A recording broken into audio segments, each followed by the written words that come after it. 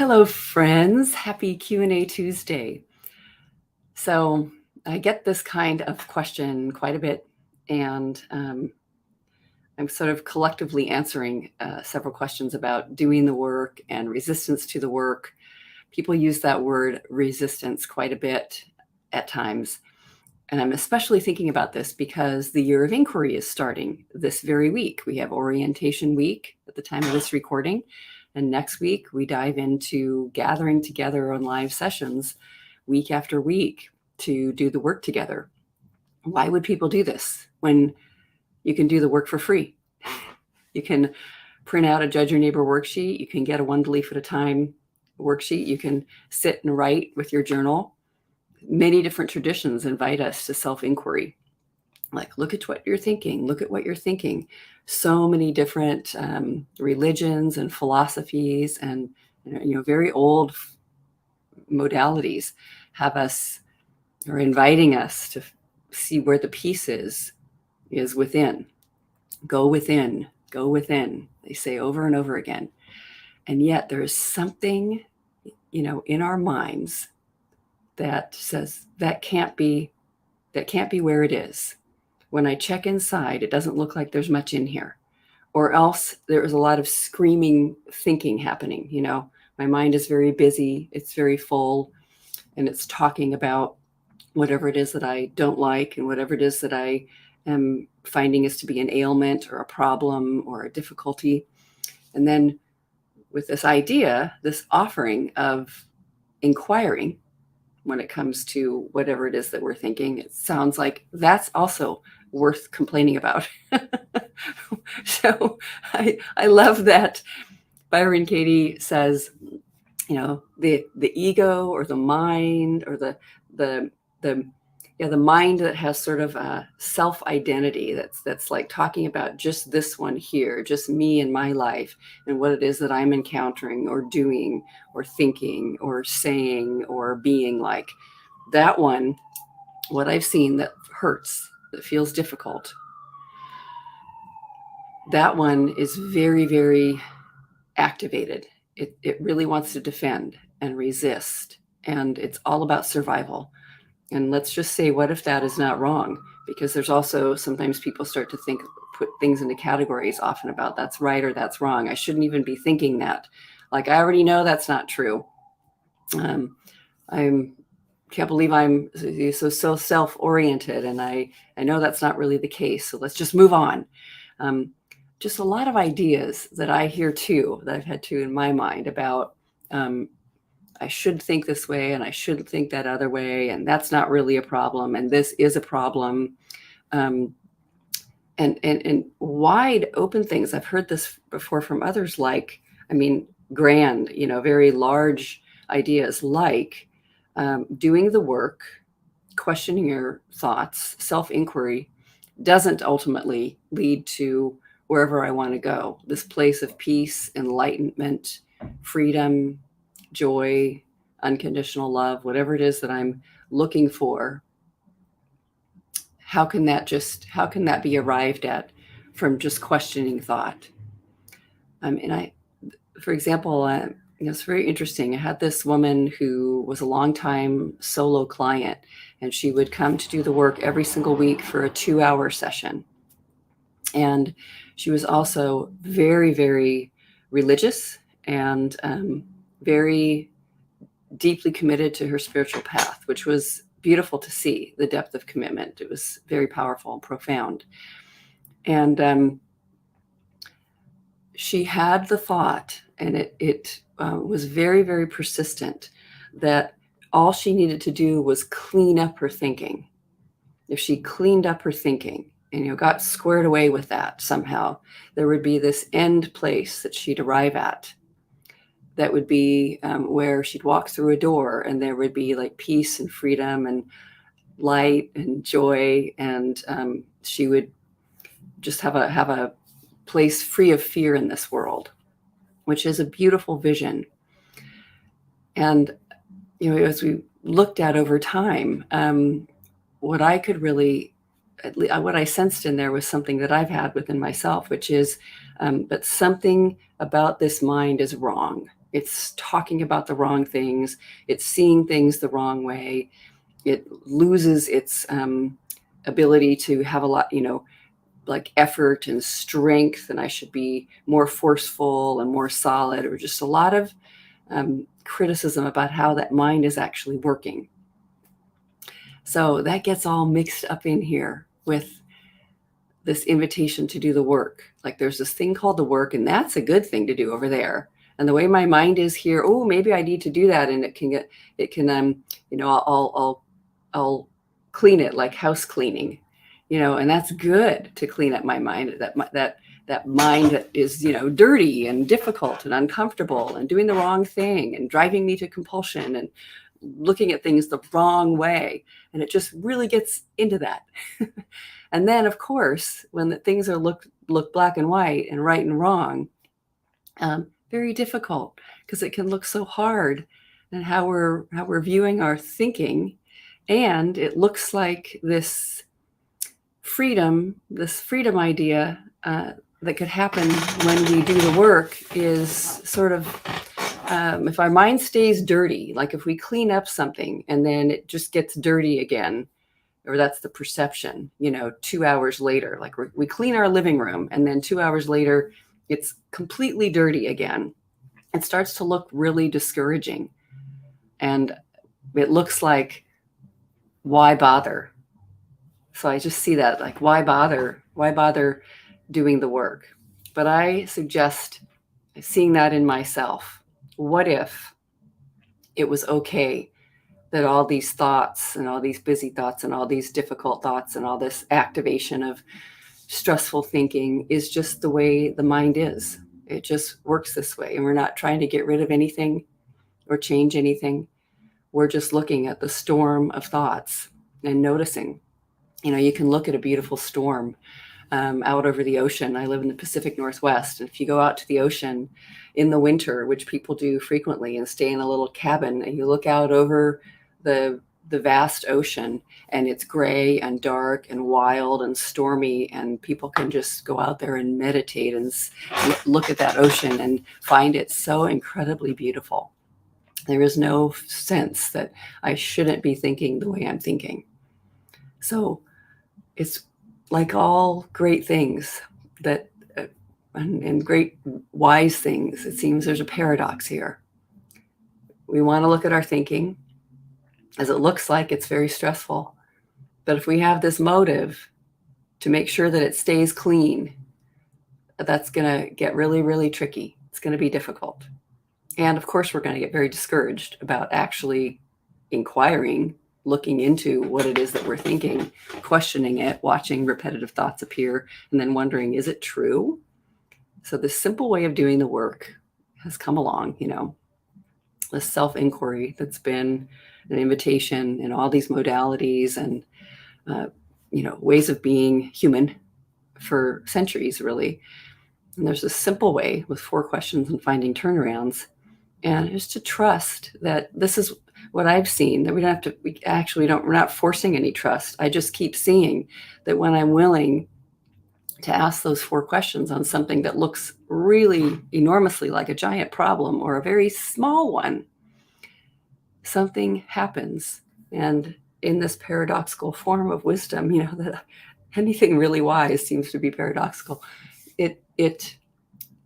Something is allowed to kind of rest or relax or be seen, or we can connect with that place that's unconditionally open. So just watching, somebody was saying, who just joined the Year of Inquiry, that what it sounds like in her head is, so we've got that. So just from the first story, it's like we've got that first kind of way that there's resistance to the work, is that my mind actually must be cleaned up. I insist that these thoughts change and become different and become untrue. And when we have that, it's like a tight fist. You know what it's like with a fist. But then, somebody was saying yesterday that she just finds that when she knows about the work and how wonderful it is, but the gaps between sitting down or considering or just walking along, you're just out in the world somewhere, and then it occurs to you, I could wonder if that's true or not. I wonder if it is true. That there's an interest, but then something wants to rush, or something wants to be slow, or something says, I can't possibly do the work and actually find freedom from my compulsive eating.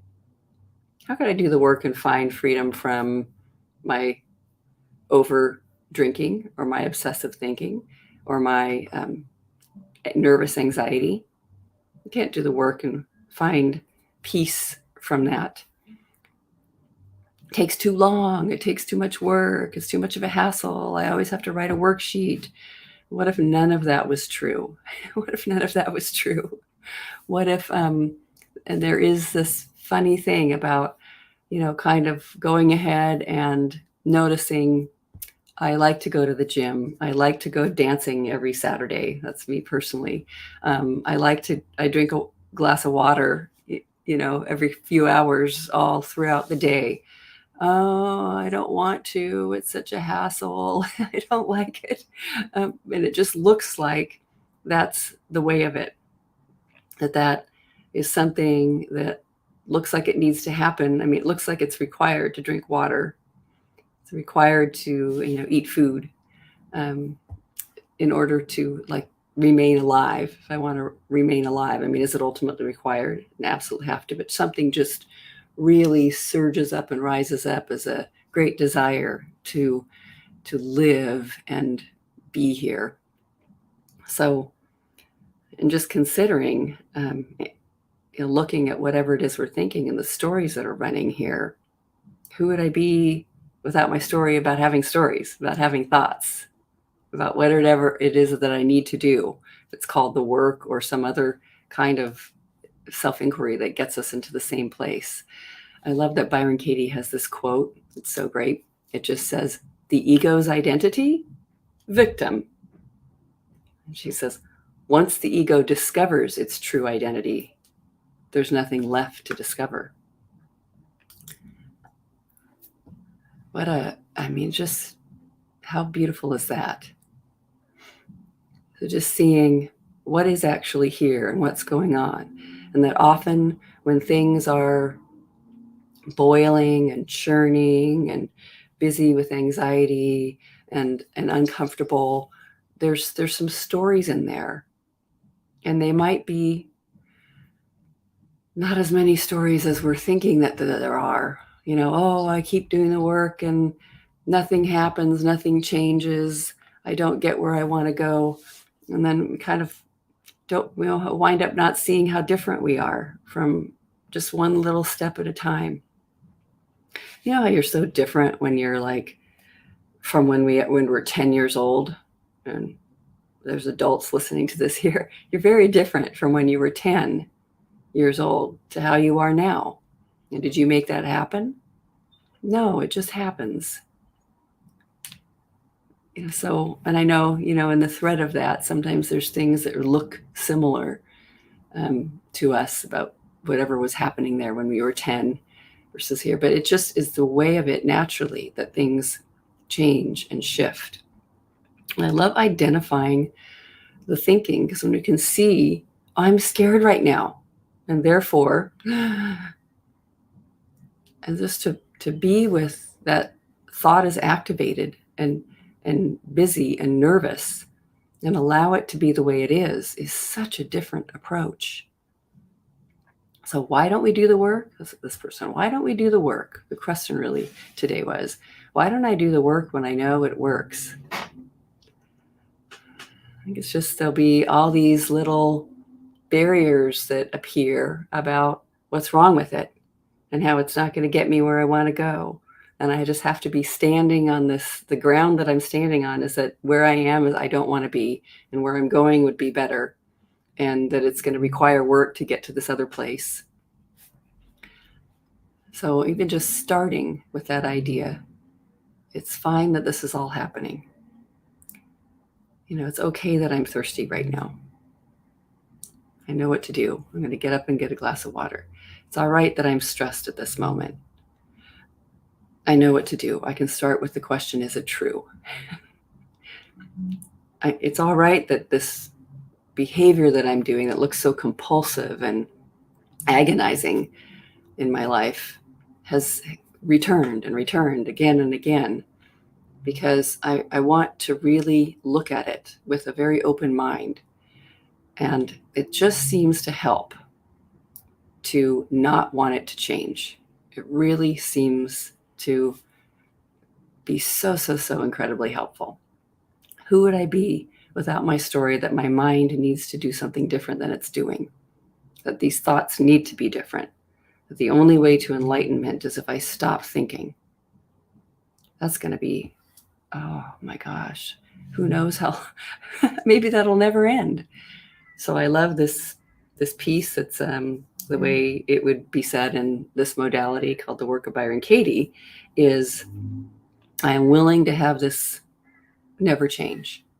So I'm not doing whatever it is I'm doing with an agenda. I'm just so curious. Every time I get really curious about anything, I'm staring at it, even if it looks really uncomfortable and difficult and like it's a bad thing that's happening. If I'm curious about it, wow, I'm fascinated. Look at what's happening over there. Look at this phenomena. Isn't that something? Who would I be without my story? It will never change. It's the wrong thing. It shouldn't be the way it is. What if I could be willing to have it stay just the way it is? Whatever it is I think, I'm willing. It's not required that this change. I'm willing to have it be that way, this thinking, this behavior.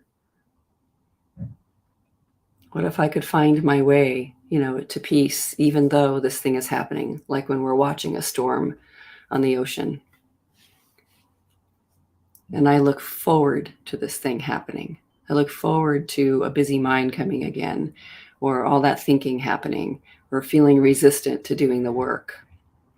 This great friend of mine who's a facilitator of the work for many, many years and is just really deeply incorporated into her life said, yep, I was talking about resisting doing the work, but yep, the work seems to work, but only 100% of the time, which is hilarious.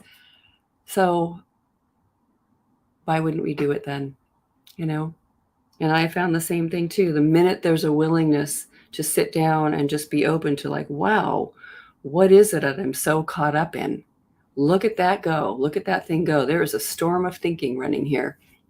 Could I see, could I take a look at it and kind of step back, watch it like it's a storm? And what if I don't have to get rid of it or do anything about it or force it to shift? And I know that the wonderful medicine is if I'm curious and I'm open, and as I see, what if I'm willing to have this here? I want to be learning from it. I want to be seeing from this thing that keeps coming up over and over again. Who would I be without my story, that even doing the work is like a hassle, or it's boring, or it won't get me where I want to go, or any of that kind of stuff that's happening? Don't you love that quote? The identity of the ego, victim. So then, I don't want to do it. This isn't gonna, that's not the way through. And I'm willing to have this here. I'm willing to see the true nature of who I am is not a victim to anything. It's not a victim to anything that's happened. It's not a victim to my thinking or my feelings that are coming up. It's not happening to me, at me. It's not coming at me. It's not dangerous. It's happening for me. So imagine just putting that in there. It's happening for me. When it comes to something that you feel like you're self-sabotage, or you're something that repetitively comes up, what if it's happening for you? And you actually could say for a moment what sounds absurd to the ego mind in a way, I'm willing to have this never, ever, ever change. And I look forward to experiencing it as often as possible, as many times a day as necessary. I look forward to experiencing it.